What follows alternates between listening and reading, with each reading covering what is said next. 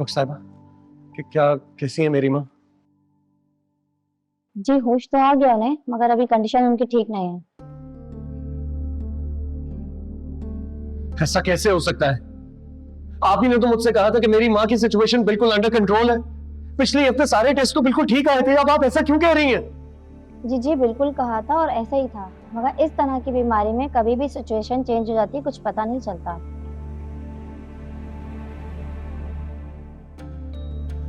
आप परेशान ना हो, आज रात उन्हें अंडर ऑब्जर्वेशन रखा जाएगा, सुबह हम उन्हें कीमो देंगे।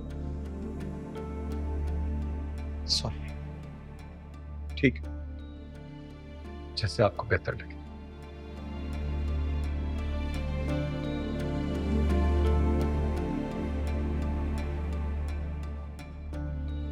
वलीद खुद को संभालें। अगर आप ऐसी बातें करेंगे तो फिर आगे कैसे चलेगा? आपको हिम्मत से काम लेना है।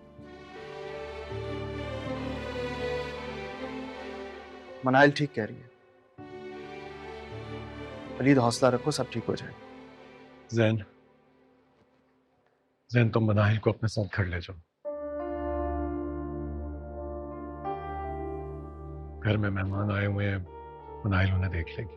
नहीं, मैं कहीं नहीं जाऊंगी।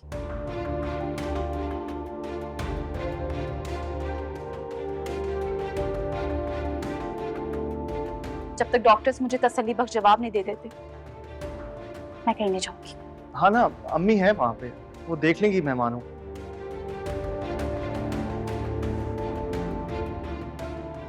मैं अम्मी को फोन करता।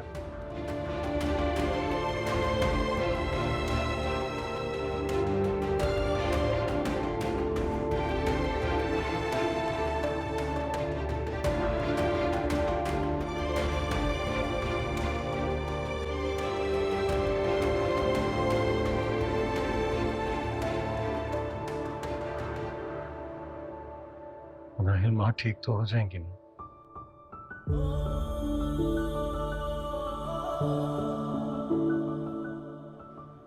हाँ, बिल्कुल ठीक हो जाएंगी। अल्लाह पे भरोसा रखिए। देखिएगा वो हंसी खुशी मुस्कुराती हुई हमारे साथ घर वापस जाएंगी। इंशाल्लाह। इंशाल्लाह।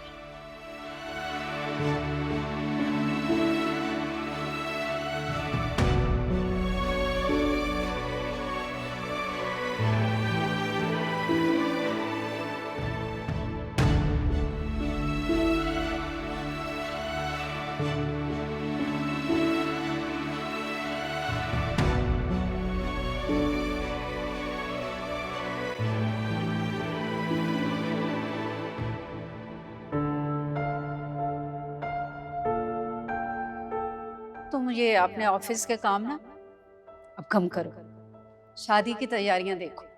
क्या करूँ माँ, ऑफिस का काम करना तो है। मैं बता रही हूँ तुम, मैंने सारी रस्में करनी है, मेहंदी, मायूं, ढोलकी, सब कुछ। ये सब करने की क्या जरूरत है? ये सब कुछ हो तो गया था। क्यों जरूरत नहीं है? पहले सारी खुशियां तो मेरी बीमारी की नजर हो गई। मैं अपने दिल के सारे अरमान पूरे करना चाहती हूँ, तुम्हें फिर खुशियां देखना नसीब होना हो।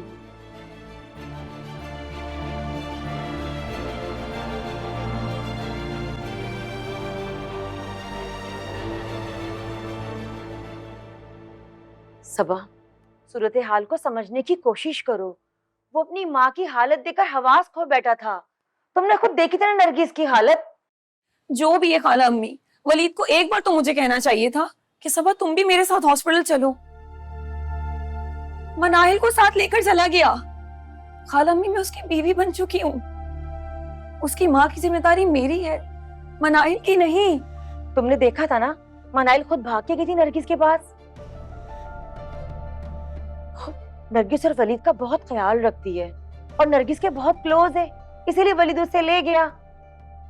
क्यों कहे ना कि वो उसे साथ लेके जाना चाहता था। अगर वो करीब ना भी होती ना तो आवाज दे के बुला लेता।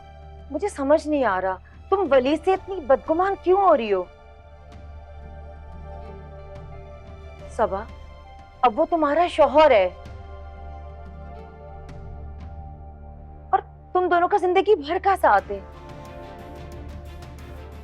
और साथ निभाने के लिए एक दूसरे पर एतमाद करना बहुत जरूरी है। खाला अम्मी, मैं क्या करूं?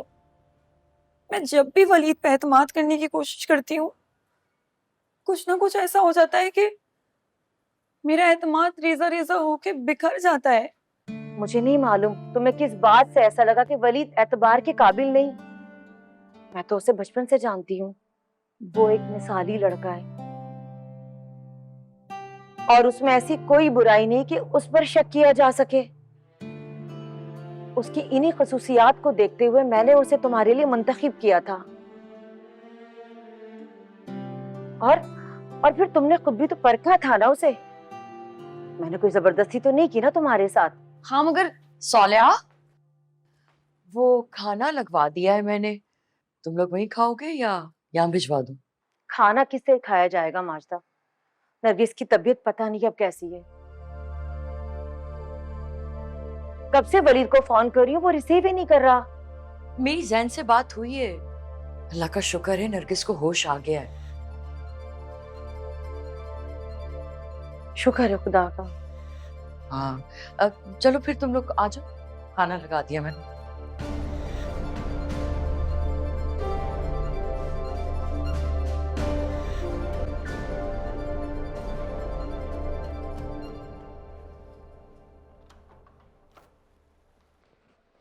डॉक्टर साहिबा, माँ कैसी हैं?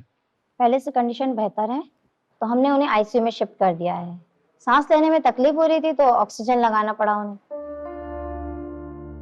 मैं मिल सकता हूँ उनसे? आपकी मौजूदगी उन्हें डिस्टर्ब कर सकती है। अभी वो नीम गुनूदगी में है। हमने उन्हें सुकून की दवाई दी है। अगर आप घर जाना चाहें तो जा सकते हैं। आप कल सुबह आ जाइएगा। नहीं, जब तक माँ ठीक नहीं हो जाती मैं कहीं नहीं जा रहा यहाँ से। अरे प्लीज बच्चों की तरह जिद ना करें, आंटी को आपने ही संभालना है ना। खुद को इतना थका लेंगे तो उनको कैसे संभालेंगे? करेक्ट। आप जाके रेस्ट करें और सुबह आ जाइए। डॉक्टर साहिबा, माँ की कीमोथेरेपी कब से स्टार्ट करेंगे आप लोग? कल सुबह 11 बजे उनकी कीमो स्टार्ट हो जाएगी। वलीद, रेस्ट कर लो, घर जाके सुबह आ जाना लेकिन प्लीज यार, समझो। डॉक्टर साहिबा, मैं जाने से पहले एक झलक माँ को देख सकता हूँ? चलिए।